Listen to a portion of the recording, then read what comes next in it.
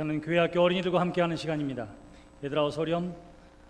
저희 교수님의 주일 예배에 어린이들을 초대해서 하나님의 말씀을 함께 나누고 또 축복하는 시간을 갖습니다.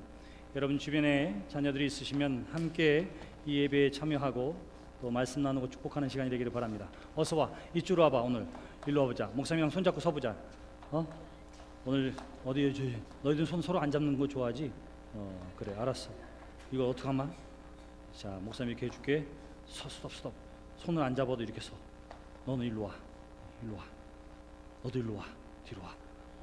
일로 와. 너는 이쪽으로 와. 자, 제자리에 앉아봐요. 자, 뒤로 누워봐. 이제 뒤로 누워. 그냥 누워. 이렇게 해서 이렇게 누워. 괜찮아. 편히 누워. 괜찮아. 누워봐. 괜찮아. 깨끗해. 괜찮아. 옳지. 오늘은 누워서 얘기를 듣지. 알았지? 너 아무나 교회 와서 못 눕는단다. 자, 오늘 왜 누워서 듣느냐 하면, 인동이 몇 년도에 태어났니? 2006년도? 그랬어. 2006년도면은 목사님 1998년도 얘기하려고 그러는데 그럼 태어나기 전이네? 목사님 1998년도에 미국에 공부하러 유학을 갔어요. 뉴저지에 있는 한 대학에 갔는데 기숙사에서 머물면서 공부했습니다. 그러니까 금요일 수업이 끝나면 토요일 주일날은 미국 친구들이 다 어디로 가냐면 다 자기 집으로 가고는 기숙사에 목사님만 덩그러니 있는 거야. 주일날이면 가까운 미국 교회에 가서 예배를 드리고 오전에 예배 드리고 오후에 와서는 친구들도 없고 아무것도 없으니까 좀 쉬기도 하지만 그때 가는 생각이 있었어요. 야, 이거 참 외롭구나, 이런 생각을 했습니다. 세상에 나밖에 없나 보다, 이런 생각도 했어요. 그리고는 목회를 하다가 갔으니까 교인들이랑 연락도 안 되고 홀로 가만히 있다 보니까 이렇게 그냥 잊혀지는구나, 이렇게 나는 부족하구나, 이런 생각도 하고, 또 다른 나라 말로 공부하는 것이 쉽지 않았기 때문에 조금 힘들고 어렵다, 이런 생각을 가질 때도 있었습니다. 주일날이면 어떻게 했느냐면 교회에 갔다 와서 학교 앞에 보면 그 학교에 말 타는 승마부가 있었기 때문에 그 학교에 캠퍼스에 큰 초원이 펼쳐져 있었어요. 언덕 위에는, 그리고는 어떻게 했냐면 큰 한 15m 정도 되는 단풍나무가 서 있었어. 내가 여름에 갔을 때는 그 나뭇잎이 얼마나 울창했는지 몰라. 가을이 되니까 얼마나 아름답게 물들었는지 몰라요, 단풍이. 그리고 시간이 좀 지나니까 어느 날 보니까 나뭇잎이 얼마 남아있질 않는 거야. 그리고는 앙상하게 큰 나무만 서 있는데, 와, 저 나무가 꼭 나갔다, 이런 생각을 했어요. 그날도 변함없이 담요를 가지고 책을 가지고, 그리고는 그 단풍나무 아래에 가가지고는 앉아서 책을 읽고 있다가 여러분처럼 다시 피곤하니까 이렇게 하늘을 보고 누웠어. 그리고는 어떻게 했느냐면 잠깐 잠이 들었어요. 근데 눈을 잠들었다가 잠깐 눈을 떠보니까 어떤 일이 벌어졌느냐면 하늘에서 헬리콥터가 막 다니는 거야. 한 대도 아니고 수없이 많은 헬리콥터들이 막 바람에 따라서 날아다니는 걸 본 거예요. 자, 목사님이 본 게 뭔 줄 알아? 헬리콥터는 아니었어. 잠결에 보니까 비행기인 줄 알았는데 자세히 보니까 뭐냐 하면 바람에 따라서 그 단풍나무에 매달려 있던 씨앗들이 떨어지는데 그냥 떨어지는 게 아니야. 어떻게 떨어지냐면 마치 헬리콥터의 프로펠러처럼 빙빙빙빙 돌면서 떨어지는 거예요. 목사님 보여줄게. 알았지? 어떻게 떨어졌나? 자, 봐봐. 보이니? 자, 건이야, 한번 봐봐. 오, 인동이가 받았네. 자, 민이도 어떻게 떨어지지? 빙빙 돌아서 떨어져? 그래. 예원이도 하나 받아볼래? 자. 예원이 건 그냥 떨어져 버렸네. 간혹가다 그렇게 떨어지는 것 때문에 내가 잠에서 깼다니까. 자, 여기는 어때? 그래, 이렇게 떨어지더라고. 그래서 목사님은 깜짝 놀랐어요. 와, 나는 씨앗은 그냥 뚝뚝뚝 떨어지는 줄 알았어. 그런데 어떻게 떨어진다고? 바람에 따라서 계속해서 흩날리면서 떨어지는 거야. 왜 그런 일이 벌어졌을까? 하나님이 어떻게 하느냐 하면 온 우주 만물을 지으셨는데 씨앗을 그냥 씨앗으로 남겨줬으면 그 큰 나무 밑에 그냥 떨어졌을 거예요. 그러면 그 큰 나무의 그늘에 가려서 어린 단풍나무가 싹을 트일 수는 있을지 모르지만 잘 자랄 수는 없는 거야. 그래서 하나님께서 이렇게 어떻게 하느냐 하면 단풍나무 씨앗을 주머니에 담아서 날개를 갖게 하고는 하늘로 어떻게 바람 따라서 날아서 할 수 있으면 멀리 날아가서 그 단풍나무 씨앗도 큰 나무로 자라날 수 있기를 하나님께서 기대하셨던 거지. 자, 봐요. 여러분들은 이 단풍나무 씨앗보다 더 귀중하고 소중한 사람들입니다. 하나님께서 이 단풍나무 씨앗에도 이렇게 날개를 달아서 멀리 날아가 그것을 자라게 하시기를 기대하셨다면 단풍나무 씨앗보다도 더 소중한 여러분들에게도 하나님께서 여러분들의 꿈을 이룰 만한 재능과 재주를 주시고 은사를 주시고 그리고 할 수 있는 모든 일들을 하나님께서 허락해 주실 거야. 여러분들이 힘들고 어려울 때마다 나는 별 볼 일 없나 보다 생각되어지게 되거든. 이 꼭 단풍나무 씨앗을 기억해요. 하나님께서 이 씨앗도 날개를 달아서 날개 하신 것처럼 하나님이 나에게 주신 재능이 있어, 나에게 주신 시간이 있어. 하나님이 나를 사랑해 주시고 나를 이끌어 주실 거야. 이 믿음을 가지고 하나님의 은혜 가운데 세상을 아름답게 하고 변화시키는 데 쓰임받는 여러분 모두가 되기를 주님의 이름으로 축원합니다. 우리 이제 일어나 볼까? 잘 자고 일어났지? 일로 와, 잡아줄게. 이제 서로를 위해 축복하면서 찬양합시다. 목사님이 하나씩 나눠줄게.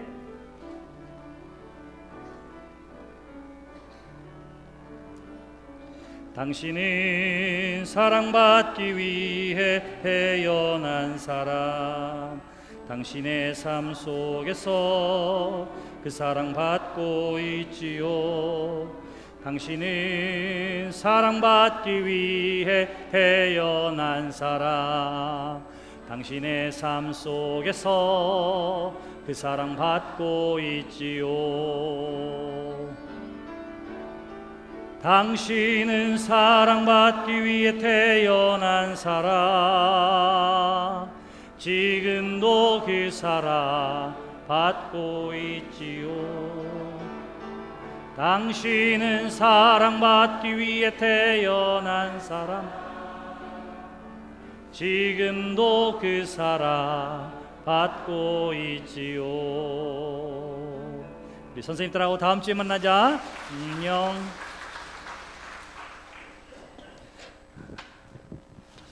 오늘 우리에게 주시는 하나님의 말씀은 사무엘상 18장 5절부터 12절까지 있는 말씀입니다. 사무엘상 18장 5절부터 12절까지 있는 하나님의 말씀입니다. 다윗은 사울이 보내는 곳마다 가서 지혜롭게 행하며 사울이 그를 군대의 장으로 삼았더니 온 백성이 합당히 여겼고 사울의 신하들도 합당히 여겼더라. 무리가 돌아올 때 곧 다윗이 블레셋 사람을 죽이고 돌아올 때에 여인들이 이스라엘 모든 성읍에서 나와서 노래하며 춤추며 소고와 경세를 가지고 왕 사울을 환영하는데 여인들이 뛰놀며 노래하여 이르되 사울이 죽인 자는 천천히요 다윗은 만만히로다 한지라. 사울이 그 말에 불쾌하여 심히 노하여 이르되 다윗에게는 만만을 돌리고 내게는 천천만 돌리니 그가 더 얻을 것이 나라 말고 무엇이냐 하고 그날 후로 사울이 다윗을 주목하였더라. 그 이튿날 하나님께서 부리시는 악령이 사울에게 힘있게 내리매 그가 집 안에서 정신없이 떠들어대므로 다윗이 평일과 같이 손으로 수금을 타는데 그때에 사울의 손에 창이 있는지라. 그가 스스로 이르기를 내가 다윗을 벽에 박으리라 하고 사울이 그 창을 던졌으나 다윗이 그의 앞에서 2번 피하였더라. 여호와께서 사울을 떠나 다윗과 함께 계심으로 사울이 그를 두려워한지라. 이것이 오늘 우리에게 주시는 하나님의 말씀입니다. 모두 자리에 앉으시겠습니다. 상쾌한 아침 주님과 함께 시작하기 위해 세일의 새벽기도를 시작한 지 일주일이 지났습니다. 만난 사람도 있고 한 번도 못 본 사람도 있네요. 계속되어지는 새벽 예배를 통해서 생명 살리는 귀한 일이 또 기도의 응답을 통한 감사와 감격이 넘쳐나는 우리 교회와 또 성도들이 되시기를 주님의 이름으로 축원합니다. 교회 다니는 사람 또 믿음의 삶을 살아가는 사람에게 아마 이런 꿈 하나는 있을 거예요. 하나님이 나를 사랑해 주시고 하나님이 나를 택해 주시고 하나님이 나를 통해서 귀한 일들을 이루어내시기를 바라는 소망 하나쯤은 다 가지고 있을 것입니다. 하나님이 나를 사랑해 주시는구나, 나를 택해 주셨구나, 하나님이 나를 통해서 이런 일을 하시는구나, 그리고는 그렇게 쓰임받는 자리에 있다고 확신하는 사람들도 있을 거예요. 자, 그러면 제가 묻겠습니다. 그러면 여러분들의 삶에 언제나 감사와 기쁨이 넘쳐날까요? 마땅히 그래야 할 줄 믿습니다. 그것이 바로 우리의 예배의 기쁨이 되어지고 고백이 되어지는 것이지요. 근데 성경에 보면 꼭 그렇지만도 않았던 것 같습니다. 여러분, 볼프강 아마데우스 모차르트와 같은 시대에 살았던 한 사람이 있습니다. 그는 아마데우스보다도 훨씬 더 일찍 출세의 가도를 달렸던 사람입니다. 바로 살리에르라고 하는 궁정악장이지요. 그는 오스트리아의 궁정악장으로 40여 곡이 넘는 오페라를 작곡하기도 하고, 또 가장 그 시대에 인정받는 사람으로 일찌감치 궁정악장의 자리에 다다른 사람이기도 합니다. 다만 그에게는 한 가지 열등감이 있었어요. 그것이 뭐냐 하면, 어렸을 때부터 그에게는 음악적인 소질이 있고 열정도 있었습니다. 근데 부모가 그것을 잘 발견해서 조기 교육을 실시해주고 그 열정을 가지고 공부하고 훈련할 수 있도록 뒷받침을 받지를 못했습니다. 그저 자신의 열정적인 노력을 통해서 그 자리에까지 오르게 된 거예요. 그런데 그 시대에 별처럼 나타난 아마데우스 모차르트라고 하는 사람을 보니까 이 사람은 어떤 사람이냐 하면, 표현대로라면 그냥 망난이었습니다. 여자 좋아하고 주색 잡기 좋아하고 얼마나 망난인지 몰라요. 근데 궁정악장이 보기에는 이 모차르트가 가지고 있는 음악적인 재능이라고 하는 것은 정말 그 누구도 따라갈 수 없고, 자기가 아무리 노력하고 애쓴다 하더라도 따라갈 수 없다고 하는 사실을 그가 느끼게 됩니다. 그리고는 어떻게 하느냐 하면 여기에 대해서 질투심을 가져요. 열등감을 갖게 됩니다. 그리고는 후에는 어떻게 하느냐 하면 이 모차르트에 대한 열등감 때문에 나중에는 그를 죽이려고까지 마음먹게 됩니다.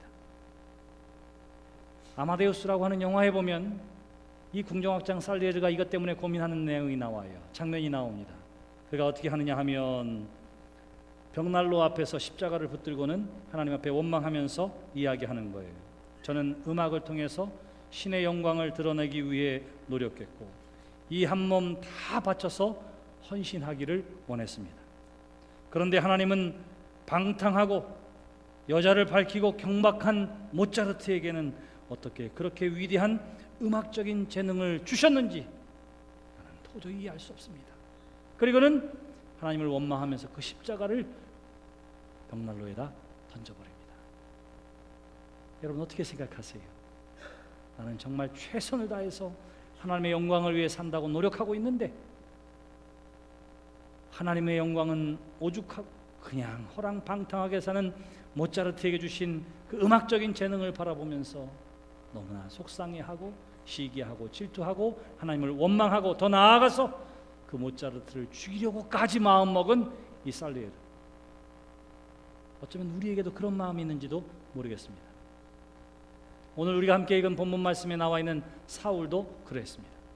사울은 어떤 사람이냐 하면 이스라엘 백성들이 왕을 요구했을 때에 하나님께서 친히 왕으로 제일 먼저 택함 받은 사람이 누구였느냐 하면 바로 사울이었습니다. 자, 하나님이 그를 택하셨습니다. 하나님이 그를 사랑하셨습니다. 하나님이 그를 귀하고 존귀한 자리에 세우셨습니다. 그리고는 그를 통해서 이스라엘 백성들이 하나님의 복받은 민족 되기를 하나님께서 기대하셨습니다. 하나님의 사랑도 기대도 하나님의 쓰심도 바로 사울에게 있었던 거예요. 그랬던 사울이 오늘 우리가 함께 읽은 본문 말씀에 보면 형편없는 사람으로 전락해버리고 말았음을 보게 됩니다. 뭐예요? 목동인 다윗을 시기해서 그를 2번이나 죽이려고 했고 두려움 가운데 떨었고 그저 전쟁에서 이기고 돌아올 때에 사울을 위해서 소리 높여 이야기하는 것은 듣지 않고 사람들이 뒤에서 다윗을 위하여는 만만이요 사울에게는 천천히로다 하는 이 이야기를 그 이야기만 듣고는 어떻게 하느냐 하면 다윗을 죽이려고 했다. 성경 그렇게 이야기해요. 도대체 그 이유가 그 불행의 시작이 어디에 있느냐 하는 것입니다. 하나님으로부터 사랑받고 택함받고 귀하게 높임받았던 사울이 왜 이토록 별볼 일 없고 초라한 불행한 인생으로 떨어질 수밖에 없었느냐 하는 거예요. 그 시작은 어디에 있느냐 하면 바로 비교하는 것으로부터 시작되어졌습니다. 사울은 어떤 사람이었다고요? 하나님으로부터 택함받은 사람이었습니다. 하나님의 특별한 은혜와 은총을 받았던 사람이에요. 그럼에도 불구하고 그는 어떻게 하느냐 하면 다윗과 비교함으로 말미암아 불행의 시작을 걷고 있는 것입니다. 우리가 다른 사람이랑 비교하잖아요. 그러면 우리는 두 가지 결과를 낳습니다. 하나는 뭐냐 하면 야, 내가 정말 괜찮은 사람이구나, 우월감에 빠지거나 혹은 교만해질 가능성이 있어요. 유대인들이, 바리새인들이 이방인들과 비교하면서 나는 저 이방인들과 달라, 저 개 같은 사람들과는 달라, 자신을 우월하게 생각하고 특별하게 생각했던 이유가 바로 거기에 있었습니다. 그렇게 교만하거나 우월감을 갖게 되거나 반대인 경우도 있어요. 나는 이것밖에 되지 않나 보다, 자신을 초라하게 여기거나 혹은 열등감에 빠질 때가 있습니다. 여러분, 그것이 한 뿌리에서 나온다. 무엇? 비교하는 것으로부터. 오래간만에 초등학교 동창회가 열렸습니다. 야, 30-40년 지나서 어떻게 변했을까? 한번 가봐요. 초등학교 동창회 갔다가 집으로 돌아옵니다. 여러분, 아이고 얼마나 재밌는지 몰라, 글쎄 애들 다 그대로더라고, 이렇게 웃으면서 돌아와서 얘기하는 사람이 있는가 하면 돌아와서 어떻게 해요? 남편이나 아내를 제대로 쳐다보지도 않고 골방에 틀어박힌 사람들도 있어요. 왜 그래요? 왜? 초등학교 때 보면 다 호홀리고 질질거렸는데, 집안도 가난해서 내가 싸간 그 김치 볶음에 들어가 있는 그 고기 하나 먹겠다고 젓갈 들고 달려들었는데 30년이 지나서 만나보니까 어떻게 돼요? 나는 전철 타고 택시 타고 간신히 호텔에 왔는데 그 친구는 호텔 사람들도 알고 끝나고 가려니까 기사가 문 열고 기다리고 있는 거예요. 어떤 마음이 듭니까? 야, 우리 동창 중에서도 용된 애가 있구나, 복받은 사람이 있구나, 할렐루야, 이렇게 기뻐하고 축하하기보다는 어떤 마음이 들어요? 어떤 마음이 들어요? 여기는 비교해 본 적이 없는 사람들이라, 그런 거에 대해서 조금도 흔들림이 없는 사람이라, 할렐루야. 얼마나 여러분들이 자랑스러운지 몰라요. 얼마나 자랑스러운지 몰라요. 그게 정상이에요. 근데 좀 못난 사람들은 어떻게 하느냐 하면 여태까지 30년 넘게 잘 살았어요. 40년 넘게 잘 살았어요. 우리 남편, 우리 아내 최고인 줄 알고 살았어요. 나는 나대로 복받았다고 생각했어요. 근데 비교하는 그 순간 뭐예요? 내가 이것밖에 안 되나? 이것밖에 안 되나? 쟤도 저렇게 됐는데 나는 이것밖에 안 되나? 어디서부터 시작됐다고요? 비교하는 것으로부터 시작되는 거예요. 비교하는 것으로부터 시작되는 거예요. 사랑하는 성도 여러분, 사단은 그 비교하는 것들을 통해서 어떻게 하느냐 하면 우리로 하여금 감사의 조건들을 빼앗아 갑니다. 외모, 재능, 가정 환경, 학벌. 여러분, 비교는 불행의 시작임을 꼭 기억하시기를 바랍니다. 여러분, 비교하는 일을 중단하세요. 따라해 봅시다. 나는 납니다. 그냥 하면 안 돼요. 나는 납니다. 네, 나는 나예요. 어떤 난 줄 아세요? 여러분, 예술 작품을 평가할 때는 그 작품이 가지고 있는 몇 가지를 봐야 합니다. 첫째는 거기에 얼마나 예술성이 있는가, 얼마나 창조성이 있는가, 얼마나 희소성이 있는가, 그걸 만든 사람이 누군가, 이것이 그 작품을 평가하는 중요한 기준이에요. 저 40년 전에 썼던 양은 냄비, 여러분 이게 비싼 값에 팔렸다 이런 소리 들어보셨어요? 왜? 수도 없이 많이 찍어낸 거예요.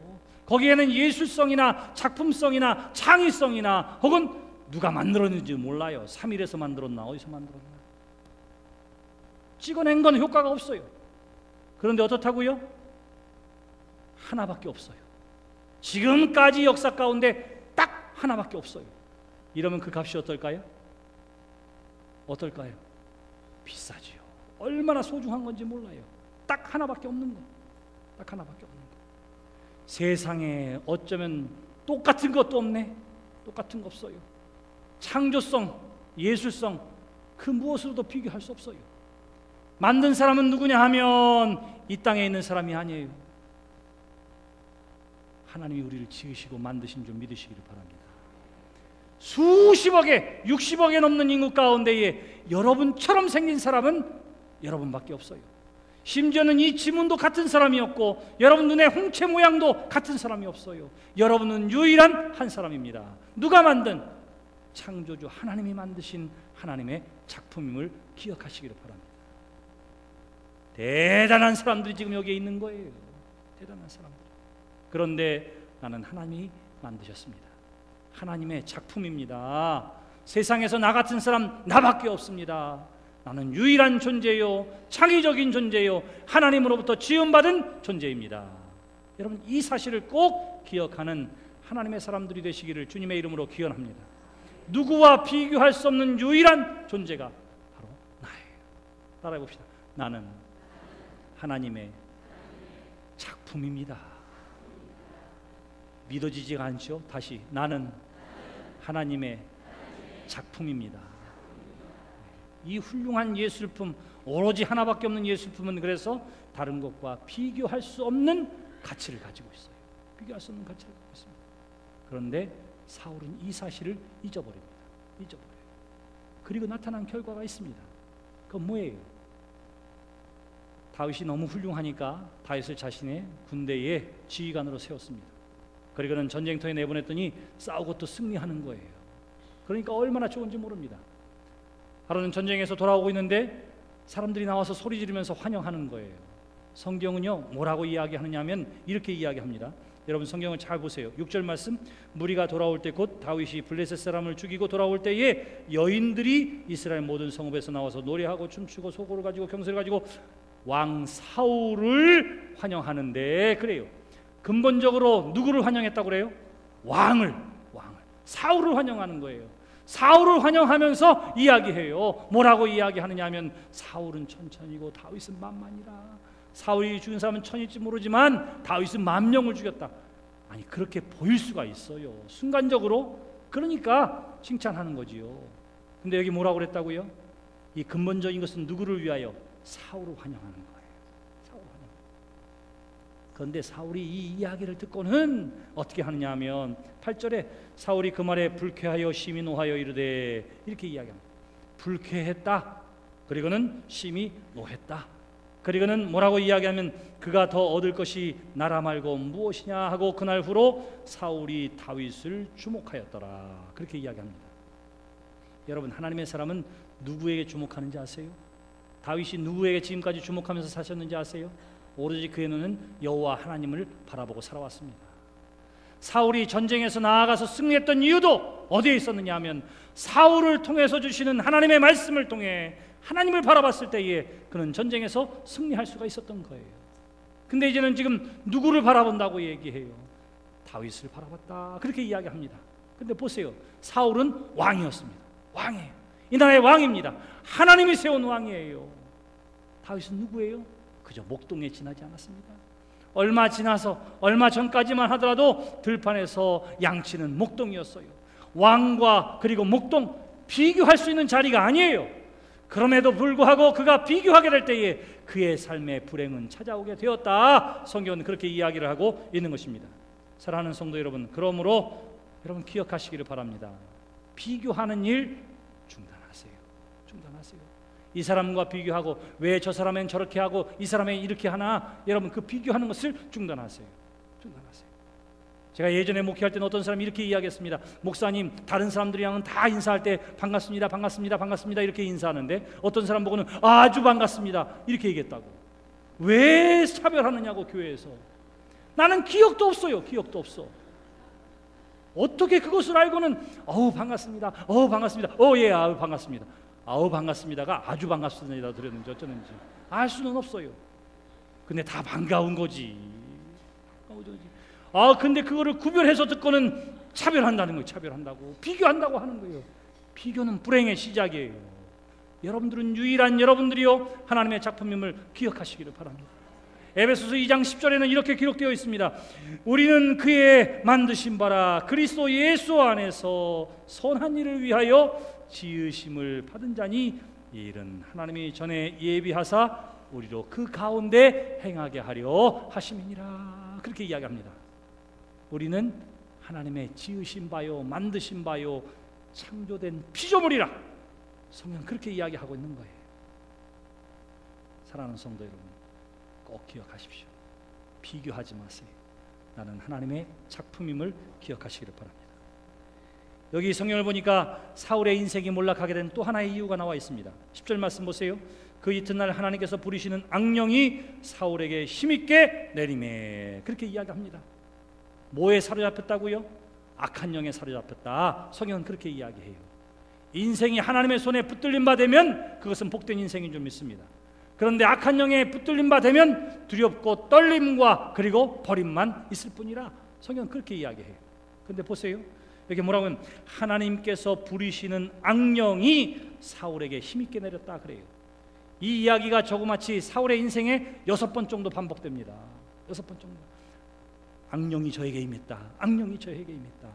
그런데 성경 뭐라고 해요? 그 악령조차도 하나님이 부리시는 악령이라 하나님의 통제 아래에 있다. 성경 그렇게 이야기합니다. 그러므로 사랑하는 성도 여러분, 하나님을 믿는 믿음의 사람은, 말씀의 사람은, 성령의 사람은 그 어떠한 악령도 틈 못할 수 없음을 믿으시기를 바랍니다. 하나님의 영이 우리 가운데 있는 한 그 어떠한 세상의 귀신도 악한 영도 하나님의 사람을 침노하거나 넘어뜨릴 수 없음을 기억하시기를 바랍니다. 근데 왜 여기 사울은 악령이 저의 삶 가운데 임했을까요? 사실은 사울의 불행은 오늘 18장이 아니라 15장부터 시작되어집니다. 하나님이 말씀하셨어요. 사무엘을 통해서 뭐라고 이야기하느냐면 저 아말렉과 전쟁하게 되거든 그 모든 것들을 남김없이 다 진멸하라. 하나님의 명령이 바로 그것이었습니다. 그런데 하나님의 명령을 따라서 전쟁터에 나갔다 사울이 정말로 아말렉 사람을 진멸하고 승리해요. 하나님의 말씀은 뭐였느냐 하면 아말렉을 쳐서 그들의 모든 소유를 남기지 말고 진멸하되 남녀와 소와 젖먹는 아이와 우양과 낙타와 나귀를 죽이라. 이것이 하나님의 명령이었어요. 그런데 전쟁에서 이기고 나서 보니까 다 죽이기에는 좀 아까운 거예요. 그래서 사울이 어떻게 하느냐 하면 이렇게 합니다. 사울과 백성이 아각과 그의 양과 소의 가장 좋은 것 또는 기름진 것과 어린 양과 모든 좋은 것을 남기고 진멸하기를 즐겨 아니하고 가치 없고 하찮은 것은 진멸하니라. 그래요. 좋은 것들은 어떻게 했다고요? 다 남겨뒀어요. 그리고는 누가 봐도 하찮은 것은 다 죽이고 진멸했다. 성경 그렇게 이야기합니다.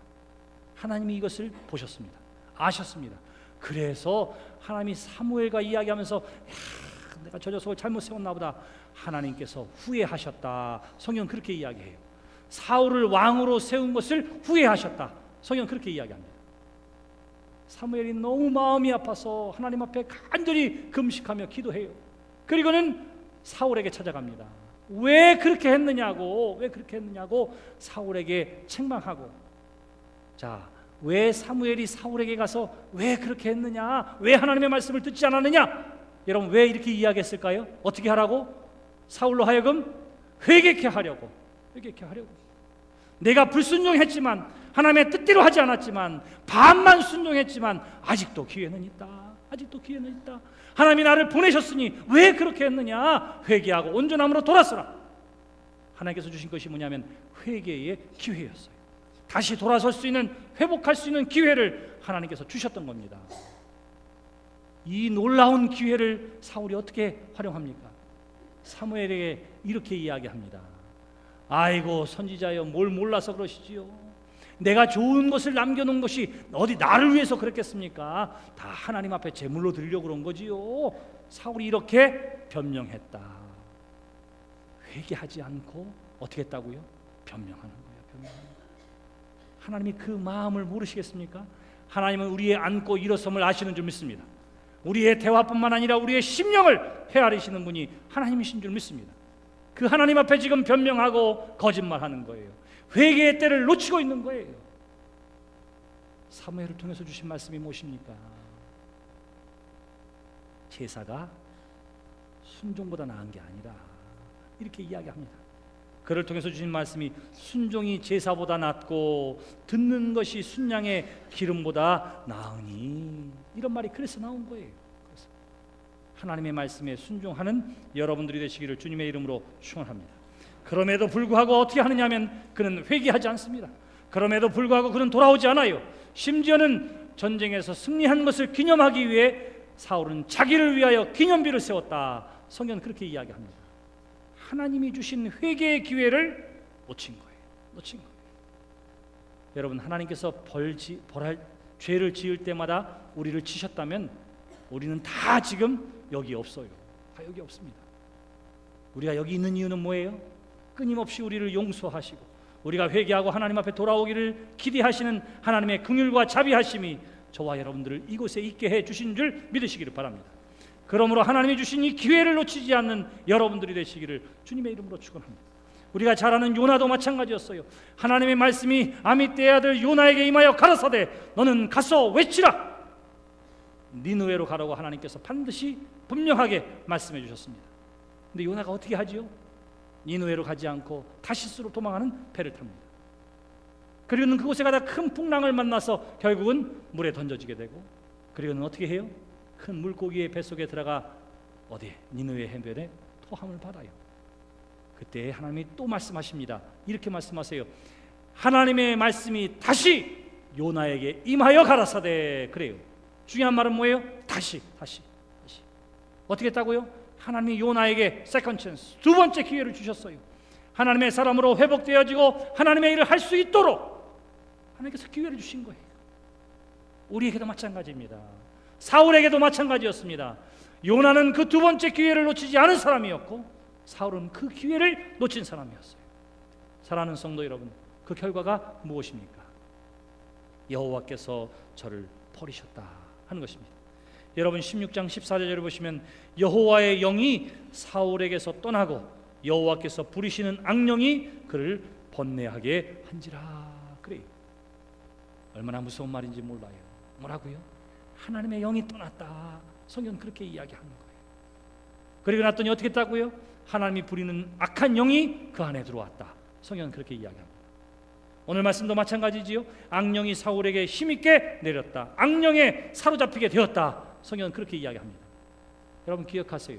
빛은 어둠과 함께 공존하지 않습니다. 거룩한 하나님의 영은 악한 영과 함께 공존하지 않아요.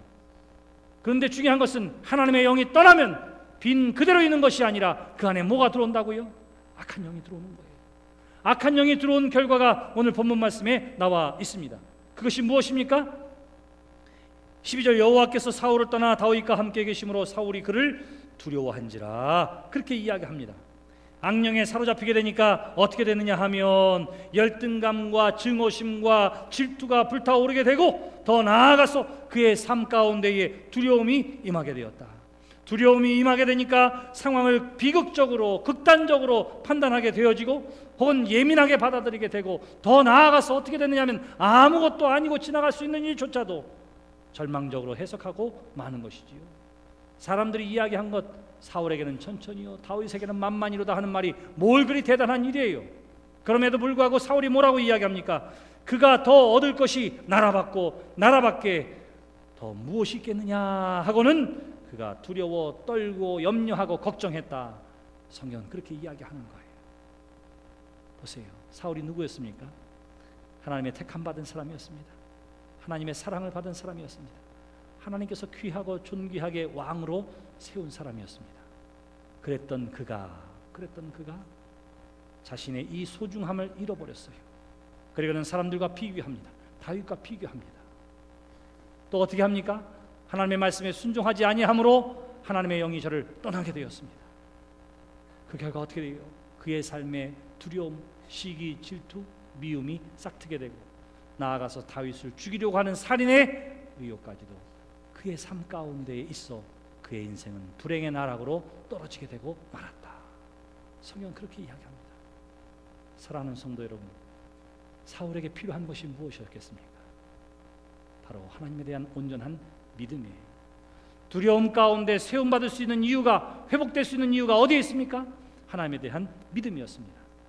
저는 바로 이러한 때에 하나님 앞에 온전히 회개하고 하나님의 말씀에 순종하고 하나님에 대한 믿음이 회복되어져서 주의 영과 거하는 동행하는 삶을 살아야 했던 것이지. 이 아침 이 예배에 부름받은 여러분 모두가 다 오늘 이 사울의 이야기를 기억하면서 하나님 앞에 온전히 회복되어지는 믿음의 삶이 되시기를 주님의 이름으로 축원합니다. 이 자리에 나와 있는 것 자체가 하나님이 여러분들을 택하신 증거인 줄 믿으시기를 바랍니다. 이 자리에서 예배할 수 있는 그 자체가 하나님께서 여러분들을 사랑해 주셨기 때문임을 기억하시기를 바랍니다. 여러분들에게 삶의 시간과 재능이 주어진 것은 하나님의 기대가 여전히 여러분들 가운데 있기 때문임을 꼭 기억하시기를 바랍니다. 그러므로 사랑하는 성도 여러분, 나는 소중한 사람입니다. 나는 하나님의 작품입니다. 나는 다른 사람들과 비교함으로 나 자신이 교만의 죄에 빠지지도 않을 것이요 열등감 가운데에도 빠지지 않을 것입니다. 나는 그저 하나님의 사랑받는 소중한 존재입니다. 나는 하나님의 말씀에 순종함으로 하나님의 영 안에, 하나님의 영이 내 안에 거하는 삶을 살겠습니다. 믿음으로 내 삶을 살겠습니다. 작정하시기를 바랍니다. 다짐하시기를 바랍니다. 여러분들의 마음 가운데 두려움과 시기와 질투가 있다면 그것은 지금이야말로 우리가 회개해야 할 때이구나, 이제는 악한 영이 아니라 하나님의 영에 사로잡혀야 할 때이구나 하는 사실을 기억하면서 진실로 회개함으로 하나님 앞에 나오시기를 바랍니다. 요나를 받아주셨던 것처럼, 베드로를 잡아주셨던 것처럼, 바울을 잡아주셨던 것처럼 하나님께서 다시금 여러분들을 회복시켜서 하나님의 귀한 은혜의 도구로 삼아 주실 것입니다. 기도합시다.